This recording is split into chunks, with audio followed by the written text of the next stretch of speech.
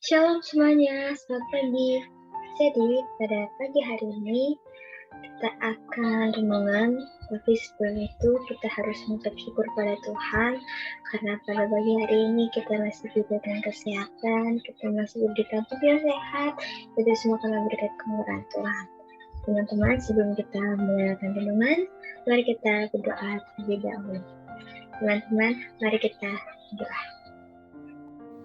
Selamat pagi Bapa, selamat pagi Yesus, selamat pagi Roh Kudus.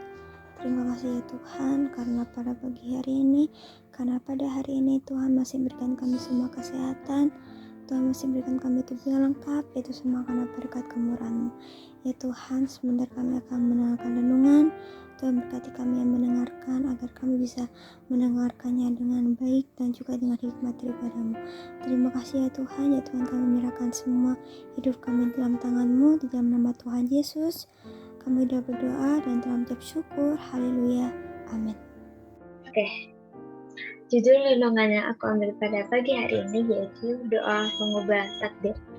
Ada dua hal yang tidak bisa kita pilih dan tidak bisa kita tolak di dunia ini, yaitu kematian dan kelahiran.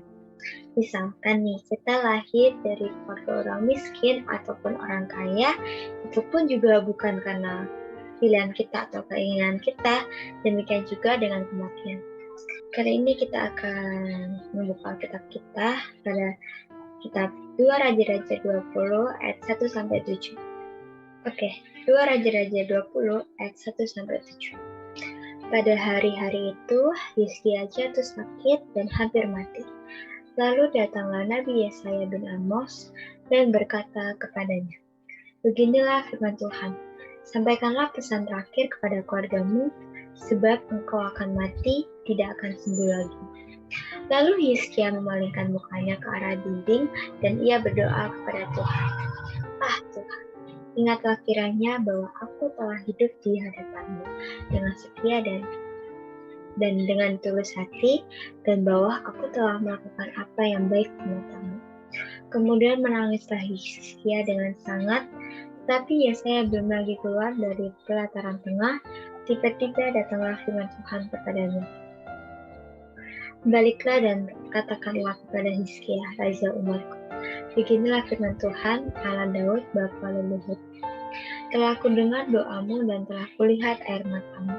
Sesungguhnya aku akan menyembuhkan engkau pada hari yang ketiga, engkau akan pergi ke rumah Tuhan. Aku akan memperpanjang hidupmu 15 tahun lagi, dan aku akan melepaskan engkau dan kota ini dari tangan Raja Asyur. Aku akan memagari kota ini oleh karena aku dan oleh karena Daud hambaku." Kemudian berkatalah Yesaya, "Ambillah sebuah kue ara." Lalu orang mengambilnya dan ditaruh pada bara itu, maka sembuhlah ia. Berdasarkan firman Tuhan pada 2 Raja-Raja 20 ayat 1-7, kita menemukan kebenaran firman Tuhan yang menjelaskan mengenai doa mengubah takdir, yaitu 1. Berdoalah dengan iman. Ketika membaca firman Tuhan ini, kita mengetahui bahwa kondisi Raja Hizkia itu dalam keadaan sakit dan hampir mau mati. Namun yang perlu kita ketahui terlebih dahulu bahwa Raja Hizkia menjadi Raja Yehuda di Yerusalem pada umur 25 tahun. Ia bisa menjadi raja pada saat itu karena ayahnya juga seorang raja. Nama ayahnya yaitu Raja Ahaz. Latar belakang di zaman Raja Hizkia sedang terjadi konflik antara kerajaan Yehuda dan kerajaan Asyur, di mana kerajaan Asyur mau menyerang kerajaan Yehuda. Namun karena Raja Hizkia melakukan yang benar di hadapan Tuhan, Tuhan menjadi kekuatan dan perisai. Di mana kita mengetahui di pasal 19 ayat 35, Tuhan mengutus para malaikatnya untuk memusnahkan orang-orang Asyur, dan hasilnya adalah 80.000 orang meninggal dunia. Wow. Setelah selesai permasalahannya yang dihadapi oleh Raja Hizkia, ternyata ada masalah baru yang dia hadapi. Selesai permasalahan yang dihadapi oleh Raja Hizkia, ternyata ada masalah baru yang dihadapi, yaitu ia dalam keadaan sakit bahkan hampir mau mati. Dalam kondisi kurang sehat, tiba-tiba datang firman Tuhan kepadanya yang disampaikan oleh Nabi Yesaya, Raja Hizkia akan segera mati dan tidak akan sembuh lagi. Ketika ia mendengarkan firman Tuhan, ia tidak marah ataupun memberontak, melainkan Hizkia datang pada Tuhan. Ia percaya bahwa Tuhan akan mengabulkan doanya. Walaupun sudah ditakdirkan akan segera mati dan tidak akan sembuh. Namun Hizkia percaya kepada Tuhan bahwa hidupnya hanya ada di dalam Tuhan. Setelah Hizkia selesai berdoa dan Tuhan mendengarkan permohonannya, hasilnya adalah Hizkia sembuh. Demikian juga dengan kehidupan kita saat ini.